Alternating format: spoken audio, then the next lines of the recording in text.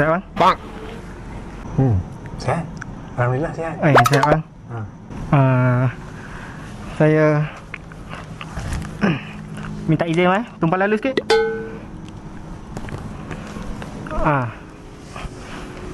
Minta izin bang, curi jam sikit.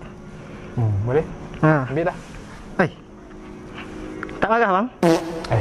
Asal nak marah pula? Saya boleh beli lagi jam ni. Oh ya? Ambil. Ni, tu pintu keluar. Awak ambil. Banyak duit? Tak ada lah. Ni murah je. Tu jalan keluar, awak keluar sendiri lah. Saya dah nak masuk lah. Okey. Elok. Elok bang. Masuk.